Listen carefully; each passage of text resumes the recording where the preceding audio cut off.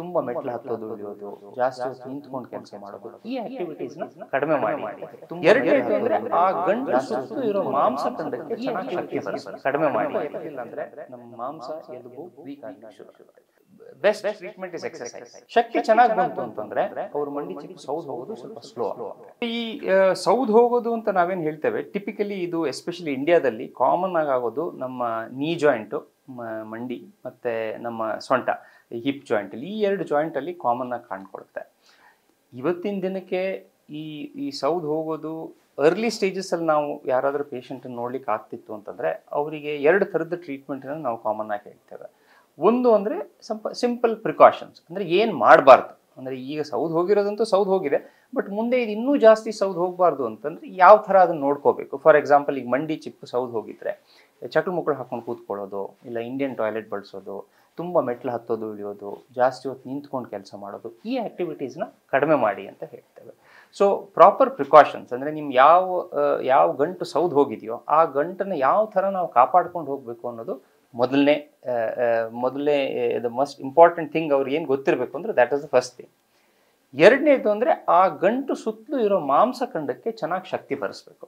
So ಈ ಶಕ್ತಿ ಬರಿಸೋ ಪ್ರಕ್ರಿಯೆ generally ಫಿಸಿಯೋಥೆರಪಿಯಿಂದ ಆಗುತ್ತೆ. ಸೊ ಅವ್ರು ಫಿಸಿಯೋಥೆರಪಿಯಲ್ಲಿ ಎಕ್ಸಸೈಸ್ ಕಲ್ಕೊಂಡು ಎಕ್ಸಸೈಸನ್ನು ಚೆನ್ನಾಗಿ ಮಾಡಿದರೆ ಆ ಮಾಂಸಖಂಡ, ಆ ಗಂಟು ಸುತ್ತಲೂ ಇರೋ ಮಾಂಸಖಂಡಕ್ಕೆ ಚೆನ್ನಾಗಿ ಶಕ್ತಿ ಬರುತ್ತೆ. ಶಕ್ತಿ ಚೆನ್ನಾಗಿ ಬಂತು ಅಂತಂದರೆ ಅವ್ರ ಮಂಡಿ ಚಿಪ್ಪು ಸೌದ್ ಹೋಗೋದು ಸ್ವಲ್ಪ ಸ್ಲೋ ಆಗುತ್ತೆ.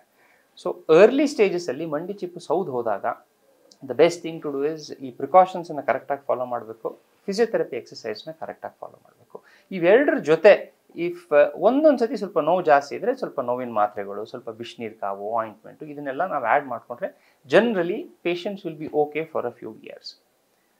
ಒಂದು ತಕ್ಕ ಮಟ್ಟಿಗೆ ಸೌದ್ ಹೋಗೋದು ಬಂದಿದೆ, ಅದು ಸೌದ್ ಹೋಗಿರೋದ್ರಿಂದ ನಿಮ್ಮ ದಿನನಿತ್ಯ ಕೆಲಸಗಳನ್ನ ಮಾಡ್ಕೊಳ್ಳೋಕ್ಕೂ ನಿಮಗೆ ತೊಂದರೆ ಆಗ್ತಾ ಇದೆ, ಎಸ್ಪೆಷಲಿ ಹಿಪ್ ಆ್ಯಂಡ್ ನೀ ಜಾಯಿಂಟಲ್ಲಿ ಒಂದು ಪಾರ್ಕಲ್ಲಿ ವಾಕಿಂಗ್ ಮಾಡೋದಾಯಿತು, ದೇವಸ್ಥಾನಕ್ಕೆ ಹೋಗೋದು, ಫಂಕ್ಷನ್ ಅಟೆಂಡ್ ಆಗೋದು, ಟ್ರಾವೆಲ್ ಆಗೋದು, ಈ ದಿನನಿತ್ಯ ಆ್ಯಕ್ಟಿವಿಟೀಸು ನಿಮಗೆ ಕಷ್ಟ ಆಗ್ತಾ ಇದೆ ಅಂದರೆ then the only other viable permanent treatment for it is joint replacement. Joint replacement ಅನ್ನೋದು ಸರ್ಜರಿ ಇವತ್ತಿನ ದಿನಕ್ಕೆ it is already let's say 30 to 40 years across the world, it is already established that this is a successful treatment. Even ಇಂಡಿಯಾದಲ್ಲೂ around 96% of the patients surgery ಆದವರು they are happy. Only 4% of them because of various reasons are unhappy. But ನಮ್ಮ ದೇಶದಲ್ಲಿ ಈ ಸರ್ಜರಿದು acceptance ಸ್ವಲ್ಪ ಕಡಿಮೆ ಇದೆ ಇನ್ನು, because of fear, because of various other things. But surgery especially ಮಂಡಿ ಚಿಪ್ ಬದಲಾಯಿಸೋ ಸರ್ಜರಿ, ಇಲ್ಲ ಸೊಂಟದ ಹಿಪ್ ರಿಪ್ಲೇಸ್ಮೆಂಟ್, ನೀ ರಿಪ್ಲೇಸ್ಮೆಂಟ್ ಅಂತ ಹೇಳ್ತೇವೆ, they are very good viable permanent solution for this wear and tear. So ಈ ಸೌದ್ ಹೋಗೋದು ಜನರಲಿ ಅರ್ಲಿ ಸ್ಟೇಜಸ್ ಇಲ್ಲ ಲೇಟ್ ಸ್ಟೇಜಸ್, ಈ ಎರಡು ಸ್ಟೇಜಸಲ್ಲಿ ಇರುತ್ತೆ. ಸೊ ಅರ್ಲಿ ಸ್ಟೇಜಸಲ್ಲಿ ಪ್ರಿಕಾಷನ್, ಫಿಸಿಯೋಥೆರಪಿ, ಒನ್ಸ್ ಇನ್ ಅ ವೈಲ್ ಸ್ವಲ್ಪ ಟ್ಯಾಬ್ಲೆಟ್ಸು, ಲೇಟ್ ಸ್ಟೇಜಲ್ಲಿ surgery. This is the only well established treatment ಈ ಫಾರ್ ಇದು ಸೌದ್ ಹೋಗಿರೋದಕ್ಕೆ. ಎರಡನೇದು ಇದು ವೀಕ್ನೆಸ್ ಅಂತ ನಾವು ಆಸ್ಟಿಯೋಪೊರೋಸಿಸ್ ಏನು ಹೇಳ್ತೇವೆ, ಈ ಆಸ್ಟಿಯೋಪೊರೋಸಿಸ್ಗೆ ಬೆಸ್ಟ್ ಟ್ರೀಟ್ಮೆಂಟ್ ಇಸ್ ಎಕ್ಸಸೈಸ್.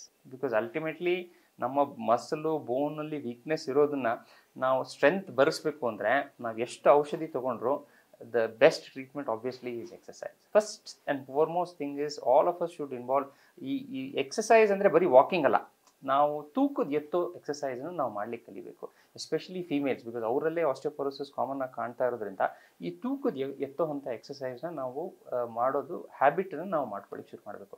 ಇಂಡಿಯಾದಲ್ಲಿ ಆಲ್ರೆಡಿ ಈಗ ಸ್ವಲ್ಪ ವಾಕಿಂಗದು ಹ್ಯಾಬಿಟ್ ಬಂದಿದೆ, ಸ್ವಲ್ಪ ರನ್ನಿಂಗದು ಹ್ಯಾಬಿಟ್ ಬಂದಿದೆ, ಬಟ್ ಈ ತೂಕ ಎತ್ತೋದು ಹ್ಯಾಬಿಟ್ ಏನಿದೆ ಇದು ಇನ್ನೂ ಅಷ್ಟು ಕಾಮನ್ ಆಗಿ ಆಗಿಲ್ಲ. ಎಸ್ಪೆಷಲಿ ಫೀಮೇಲ್ಸಲ್ಲಿ ಇದು ಜಿಮ್ಮಿಗೆ ಹೋಗೋದು, ತೂಕ ಎತ್ತೋದು, ಇದೆಲ್ಲ ಮಾಡಬೇಕಾ ಅಂತ ಯೋಚನೆ ಮಾಡ್ತಾರೆ, which is very false perception. ನಾವು ತೂಕ ಎತ್ತಲಿಲ್ಲ ಅಂದರೆ ನಮ್ಮ ಮಾಂಸ ಎಲುಬು ವೀಕ್ ಆಗಲಿಕ್ಕೆ ಶುರು ಆಗುತ್ತೆ.